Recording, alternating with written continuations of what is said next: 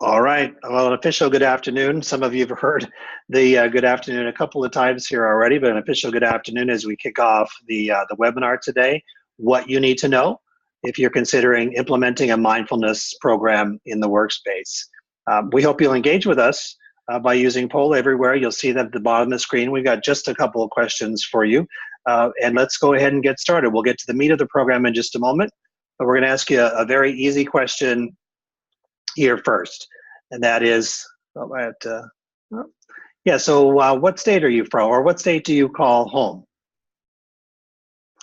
We've got someone on from Wisconsin. Anybody else? Everyone can't be from Wisconsin. Oh, there you go, Arizona. Nice, that's where Sandra is. You'll be hearing from her in just a moment. Massachusetts, that's where I am. That's not me, so there's at least two of us on from Massachusetts, Sandra. Anywhere else? I know we have folks from other parts of the country. Maybe you haven't had a chance to fire up your phone just yet, but all you need to do to participate in our polls is type the word Levelhead127 to the phone number that you see at the top of the screen. All right. Well, I know there's some folks from other parts of the country, but maybe you haven't been able to type that in just yet.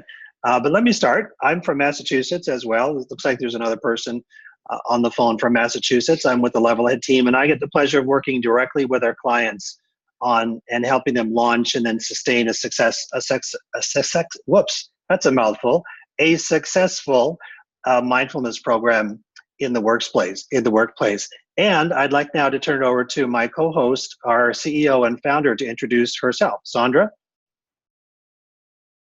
Hi, everybody. Thanks for joining us. I'm calling in, as Kevin said, from a glorious day here in Phoenix, Arizona.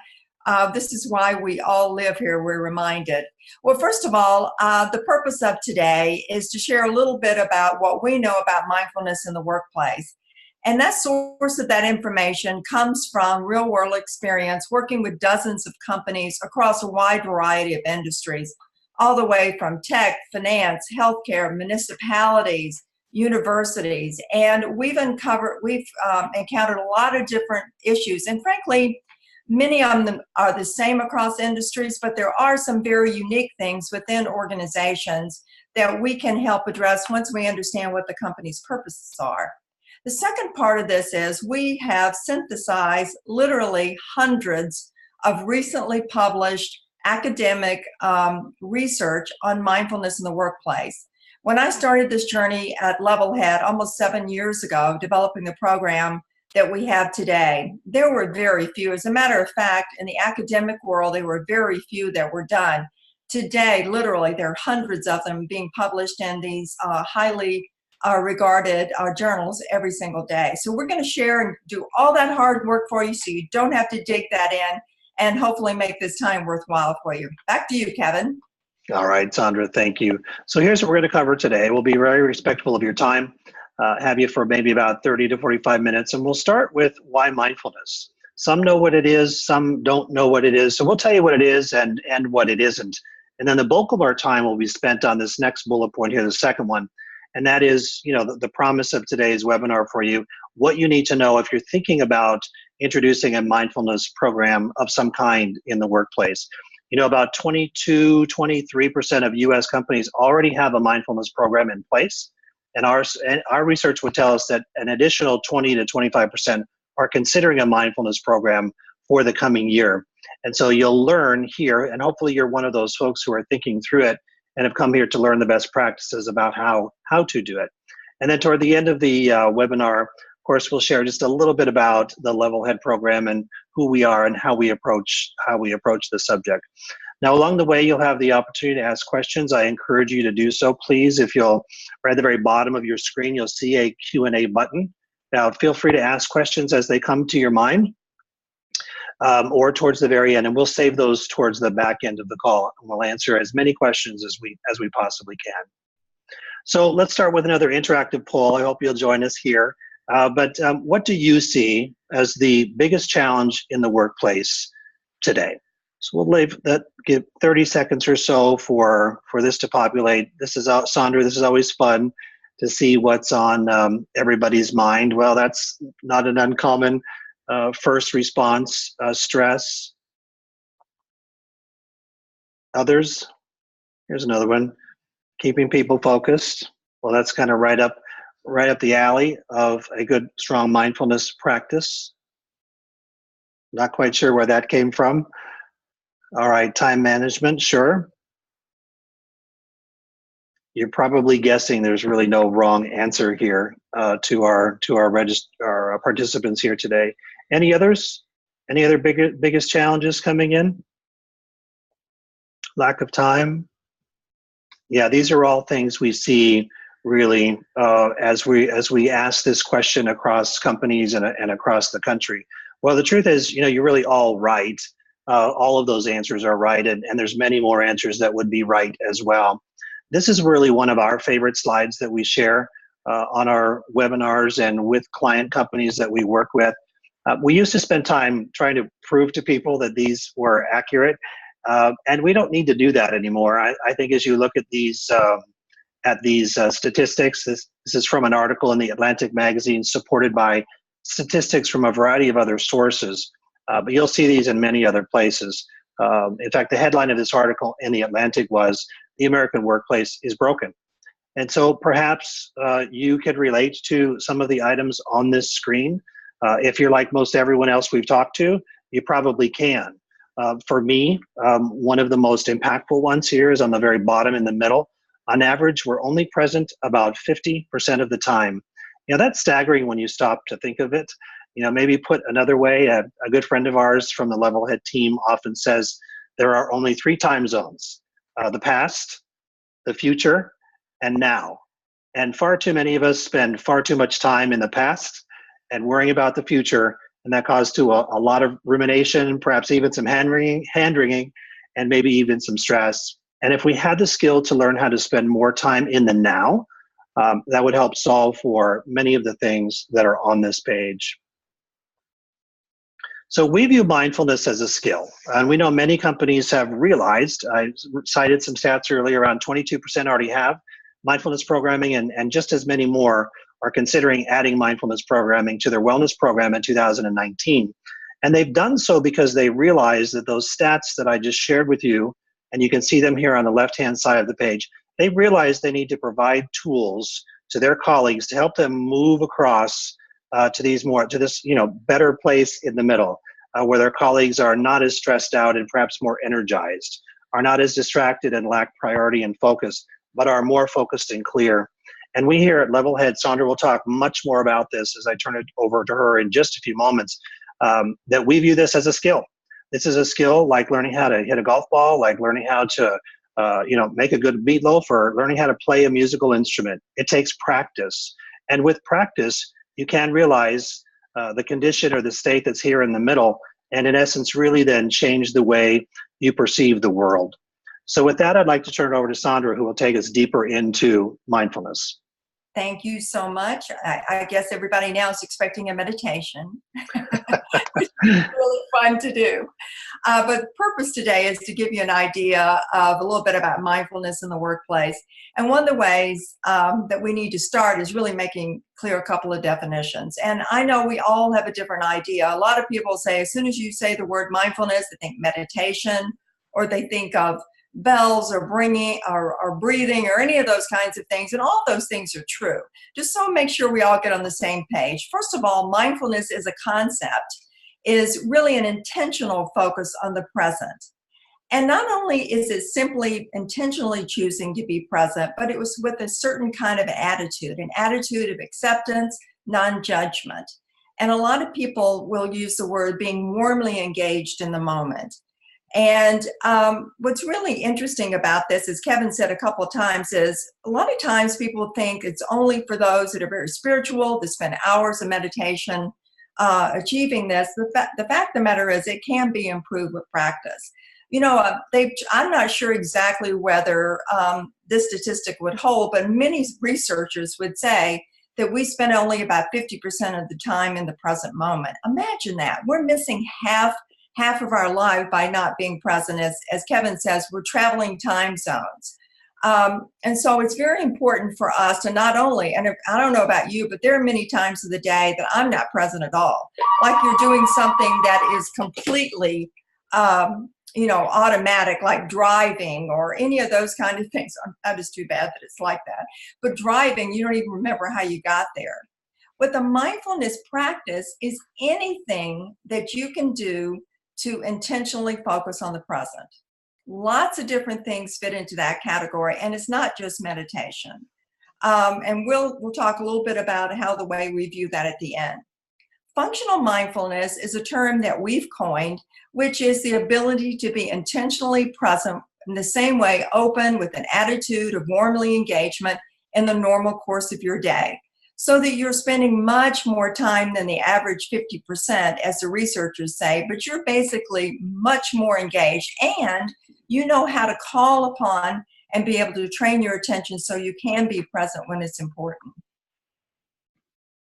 And again, one of the reasons why mindfulness has really captured the attention of a lot of folks, everything from design thinking people to wellness, stress management, to performance enhancements for athletics, it's across the board. And the primary reason for that is that mindfulness affects, and another word to say, being present is a fundamental skill. It really can truly change the way we think, feel, act, and relate to others. And a lot of times when I start talking about mindfulness, I feel a little bit like a snake oil salesman, so to speak, because it can affect so many different things. And it depends on where it kind of flows to the greatest need, where if you're highly stressed, you'll see your stress being reduced. If you're having trouble maintaining your focus, you'll start to notice as you practice, you can focus a little longer. All of those kind of things. As a matter of fact, you might even see your patience start to improve. You're a lot more patient with people and processes.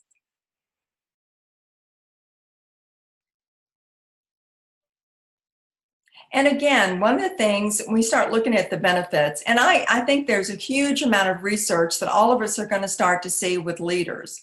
And leadership development professionals are really focusing on how mindfulness can really help any sort of leadership program.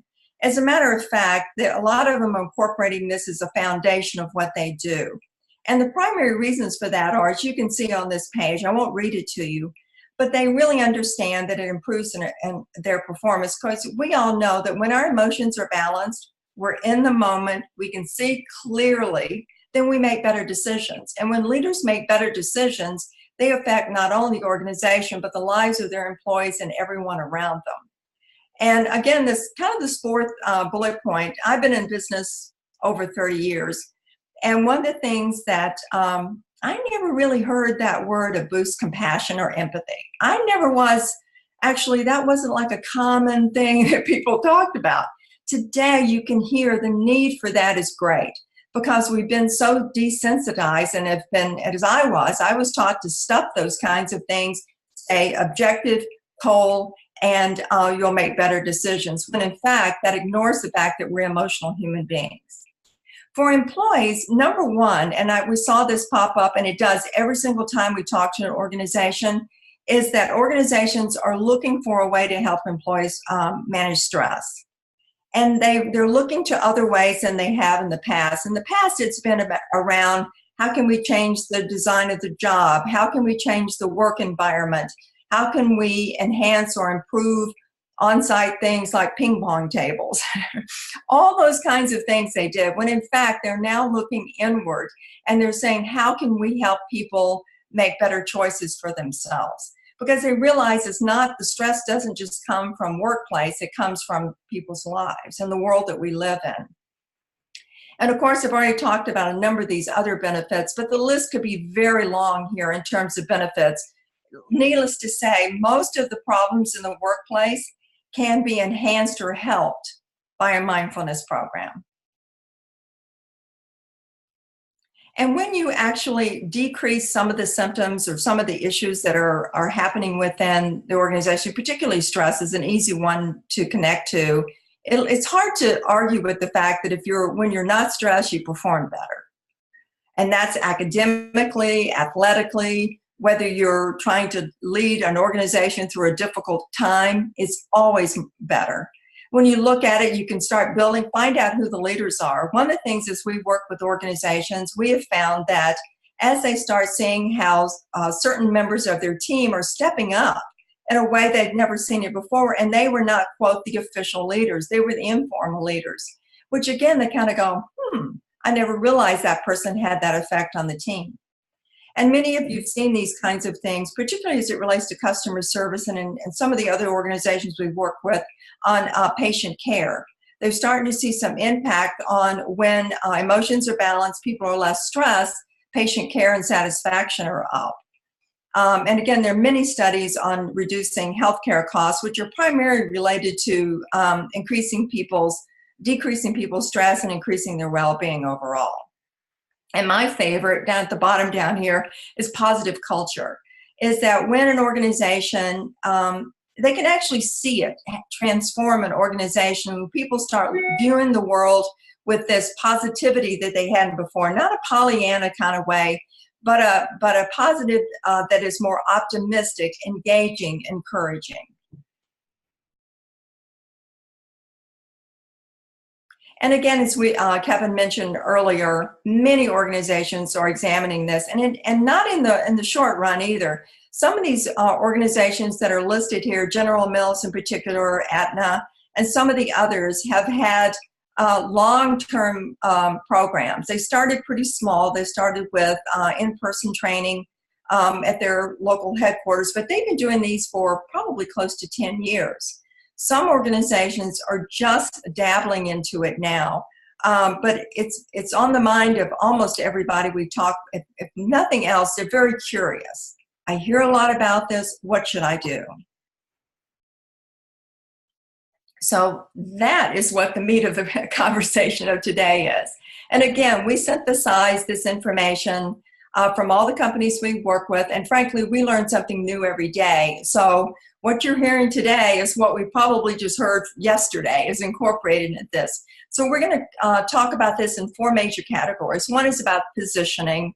The second is leadership, because that is, frankly, we probably ought to have that in bigger letters on here, because that is the most important part, as you all know.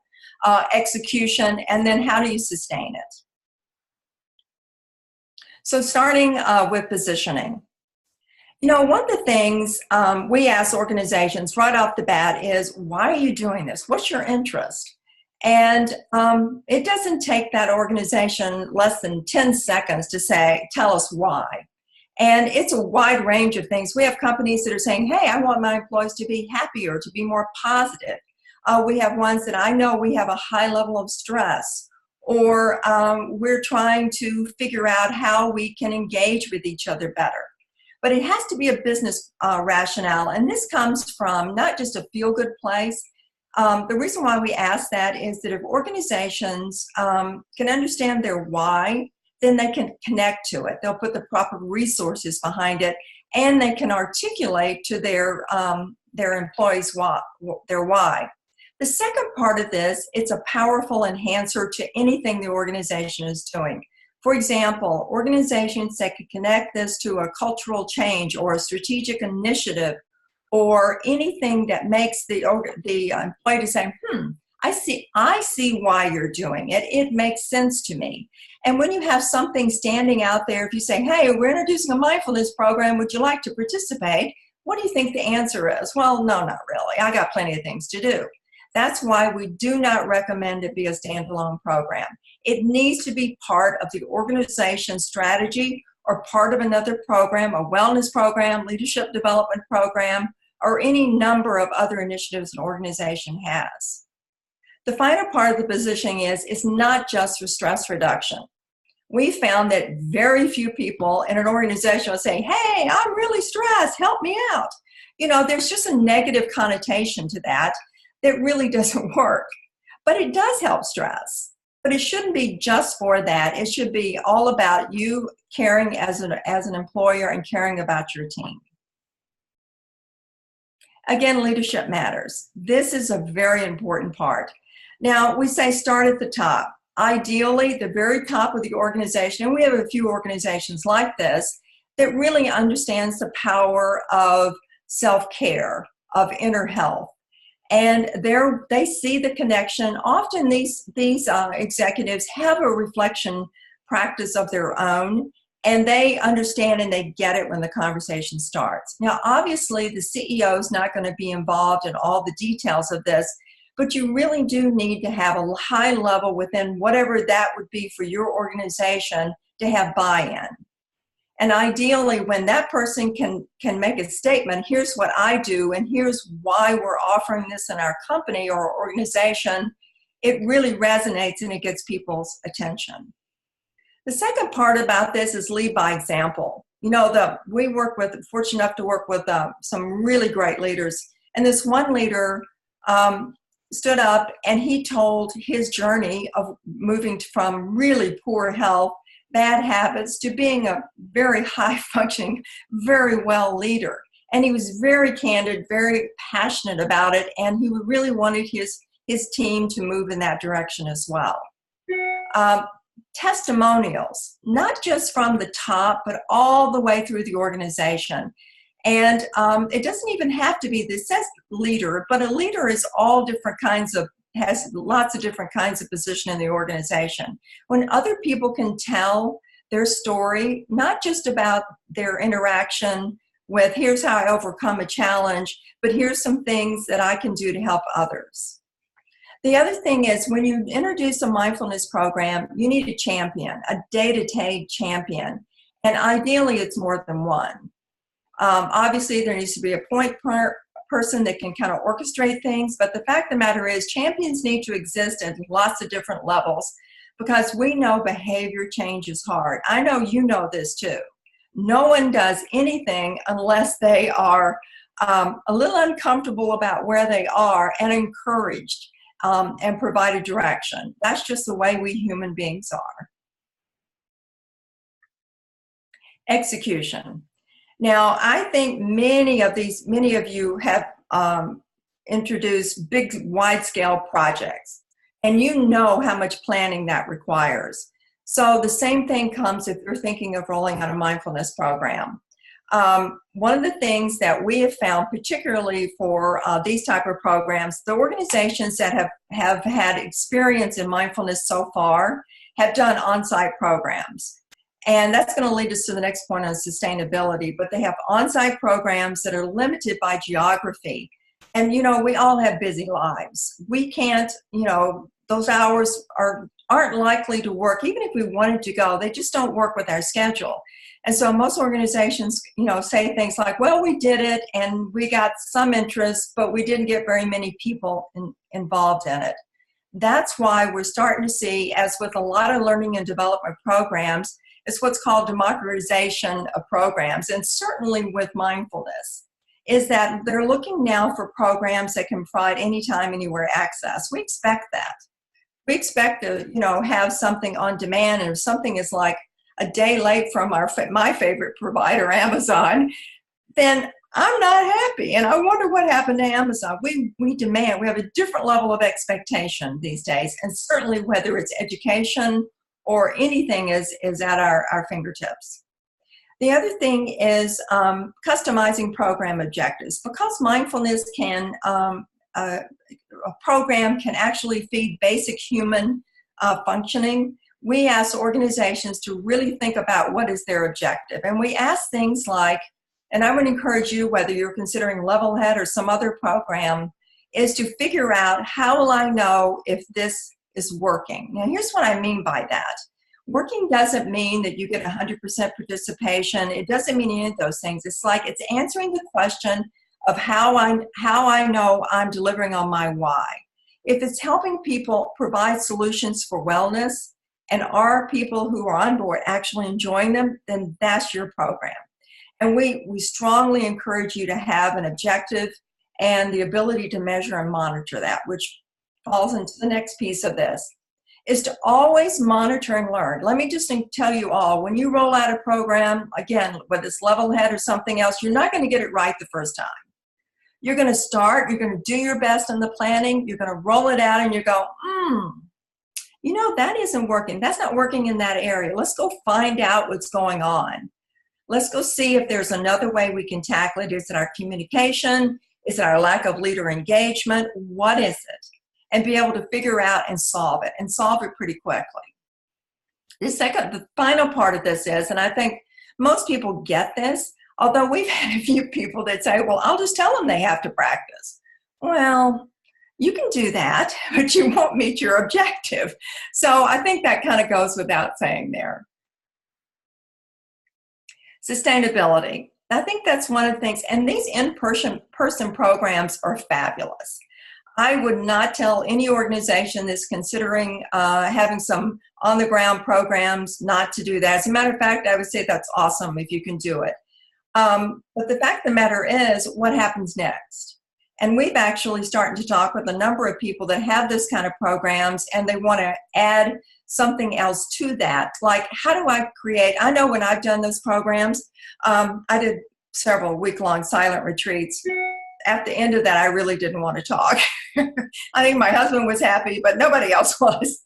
But it's an awesome thing to happen. But the issue is, I lost contact with those folks. And I, believe it or not, even in a silent retreat, you can develop some pretty strong relationships. So one of the things that we look at, if companies have those kind of programs, how do you keep that team together so that they can encourage each other? And that's one of the things, and they'll keep practice, because if you don't, they're going to stop practicing. So even if you use a level head or anything else, you've got to understand, if you want that practice to stick, like you can't go to the gym one time and expect to be healthy. Same thing as practice of mindfulness.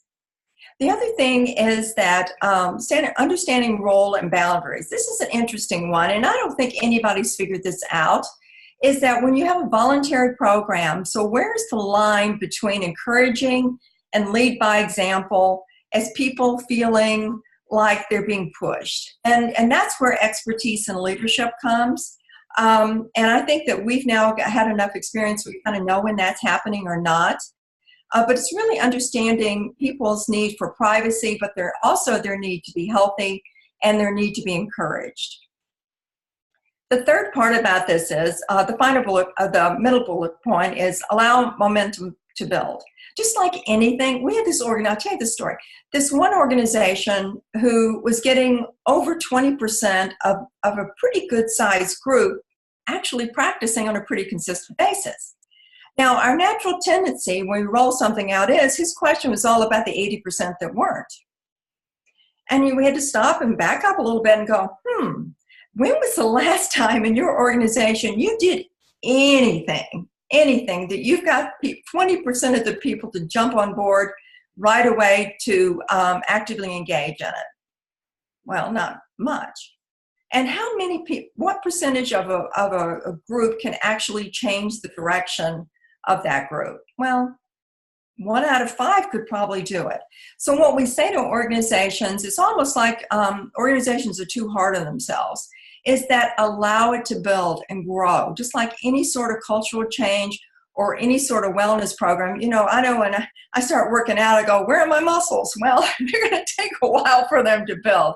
It's just like that.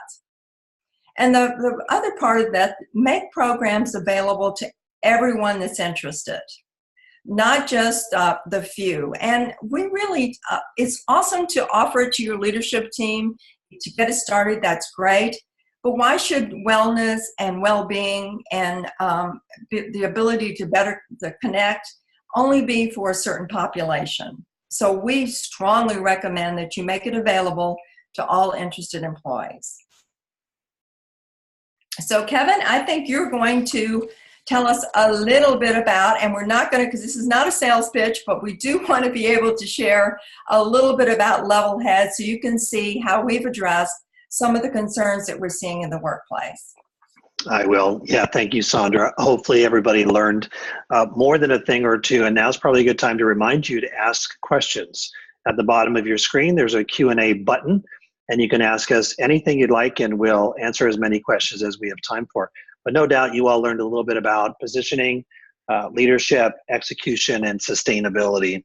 And so just a little bit about Level Head here. As Sandra said, not a big sales pitch, but here are some of the key principles we'd like to just express today, and that is that our program really meets people where they are today. they're very busy, they're distracted, they're, the stats that I shared with you earlier on the call, but guess what? They have their phone in their hand, probably almost 23 and a half hours a day. Many people sleep next to it, which isn't necessarily a great thing. But you'll find our program to be a beautiful, innovative digital engagement program.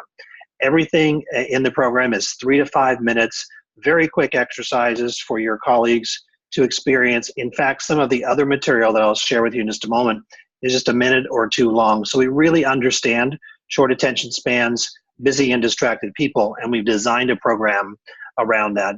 Sandra's already done a great job talking about the scientific basis of mindfulness, and I think she's done a great job educating everybody on it. But maybe another differentiator for Levelhead is our program was specifically designed for the workplace. There are programs that are perhaps meditation and nature, but our program is very specific to the workplace. This is not, as Sandra said earlier, maybe candles and incense. This is not us. Imagine putting a candle in your office or lighting incense in your office. You're not going to do that. But our program is designed very much around the office place. Very practical, lights on, interactions with others, very functional, as Sandra set up early on in the call. So that's a little bit about the Levelhead program. And maybe I'll expand on that very quickly because I think we might be running a little long on time. But it's clearly, our program, the Levelhead program, is clearly more than just an app. There's many features to it, and given the opportunity, if you'd like to visit with one or both of us at some point after this call, we'd love to tell you more about it. But it's more than just an app. There's significant value in the Levelhead program.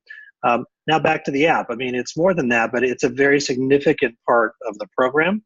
I think we've covered that very well. There's presently well over 200 different exercises, 3 to 5 minutes in length, that help people, as we talked earlier in the call, develop the skill called mindfulness. Very practical exercise, all done with the lights on.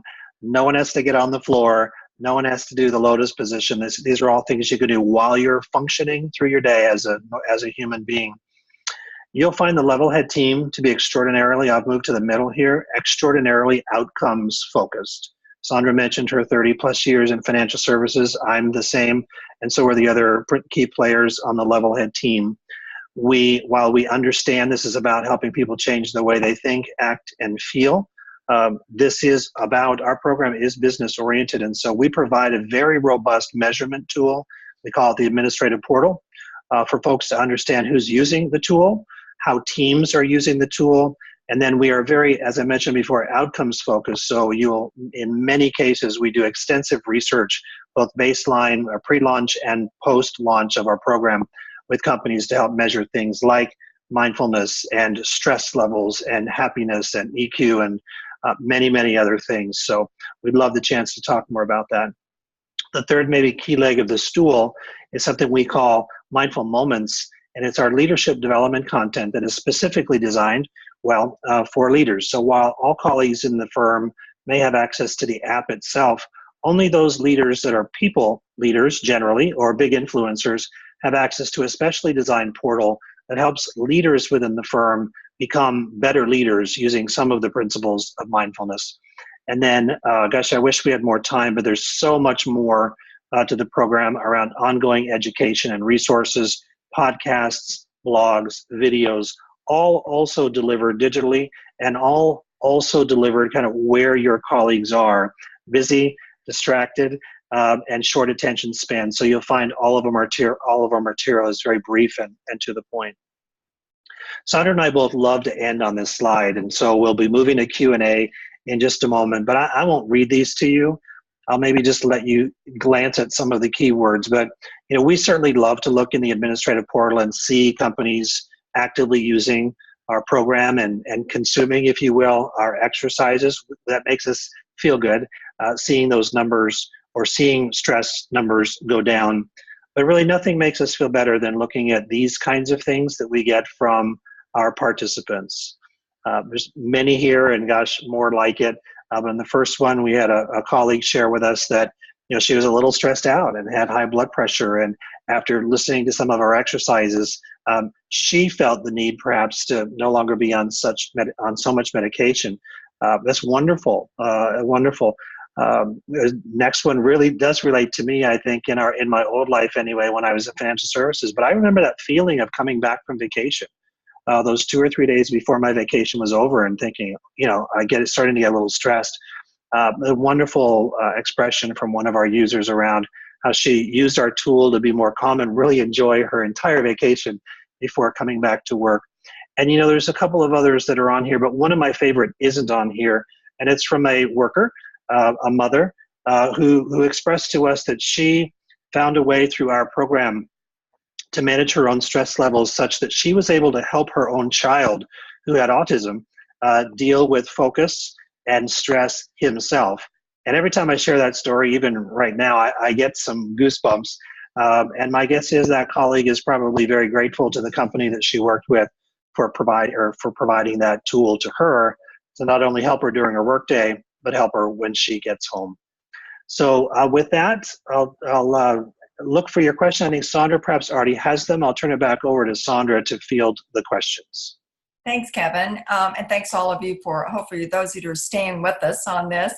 Well, first of all, there's a question that comes up, is this just for the office? And I'm sure that by looking at our background, you say, oh, is this just for office workers or people in desks? How would it work with someone who doesn't have that kind of environment? And so here's my answer to that is, and we've had plenty of experience with that, all the way from nurses to people who load trucks for a job, is that it doesn't matter. Location is not a matter. In a lot of ways, we found that there's a higher engagement with people who don't have those kind of jobs. Sometimes those of us who are in the office, we may have other kinds of ideas about how we should spend our time and feel a little awkward about taking care of ourselves. So it's really was designed for people that walk around and move around for their job. Let me just take a couple of questions here, and I would encourage you more. We don't have a lot on here, so down there at the bottom, if you're not used to looking at this, it says Q&A down at the bottom of your screen, and if you just move your mouse down there, you'll see where it pops up. So I got a question here. It says, have you seen companies use this for their leadership development?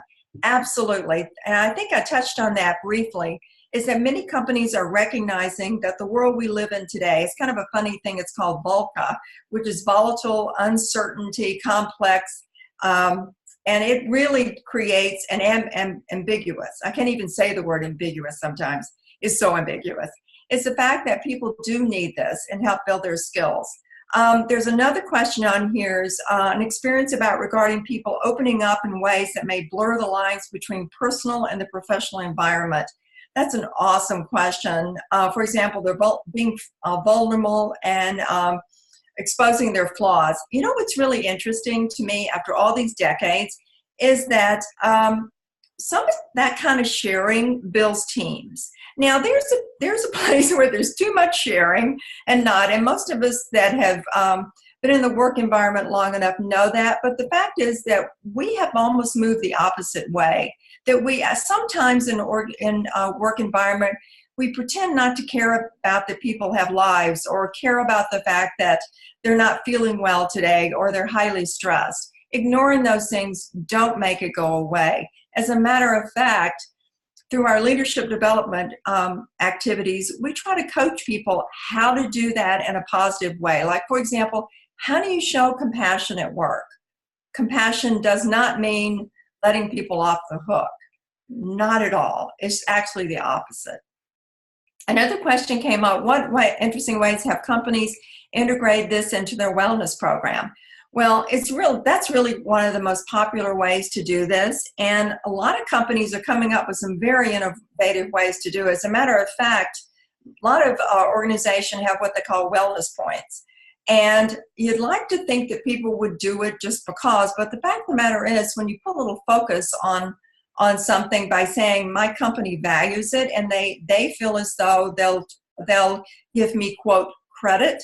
I don't know about you, my Apple Watch, I get mad if I forget to hit something on that and tells me how many, that I didn't log in my exercise. I want to get credit for it, even if it's only me doing it. That's just kind of the way we are. So I'm going to pause and see if anybody else has any questions on there, just for a second. we're happy to take questions as they come, or if you'd like something you don't want to go public or use this Q&A, we certainly are available. I think you have our email address. I think, Kevin, is yours. Maybe you can put your email contact information back up there. I will. No more questions. Move on. Yeah, there's not any on here. I just want to make All right. sure that if people don't feel comfortable doing it this way, they know there are other ways to get questions answered later on. Yeah, you bet. Here you go. Here's the two of us. You can see our email addresses there. We will be sending out these slides to everybody who participated today. I've included my phone number here, my cell phone. You can text me if you'd like to chat more. But any questions of any kinds, of course, talking further. And as you can tell, Sandra and I are both passionate about this and have some expertise around it, as do many others on our team. So we thank you for joining us. We'd love to talk further. We wish you a great rest of the day, a great long weekend, and a happy Veterans Day to all those who currently serve or who have served. Thank you for joining us today.